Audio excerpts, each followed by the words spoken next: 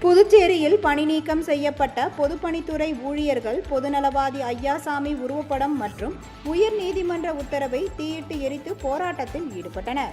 புதுச்சேரியில் அரசு பணிகளுக்கு கொல்லைப்புறமாக பணிக்கு அமர்த்த தடை விதிக்க வேண்டும் என்று 2019ஆம் ஆண்டு புதுச்சேரியை சேர்ந்த பொதுநலவாதி ஐயாசாமி சென்னை உயர்நீதிமன்றத்தில் வழக்கு தொடுத்திருந்தார். இந்த வழக்கை விசாரித்த உயர்நீதிமன்றம் கொல்லைப்புறமாக பணிக்கு அமர்த்த தடை விதித்து 2028இல் உத்தரவிட்டது.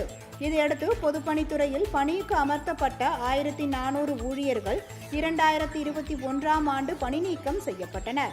இவர்கள் மீண்டும் பணி வழங்க வேண்டும் என வலியுறுத்தி பல கட்ட போராட்டங்களை நடத்தி வருகின்றனர். அதன்படி இன்று ராஜா திரையரங்கில் இருந்து ஊர்வலமாக சென்ற பணி நீக்கம் செய்யப்பட்ட ஊழியர்களை போலீசார் கடுப்பு கட்டை அமைத்து தடுத்தனர்.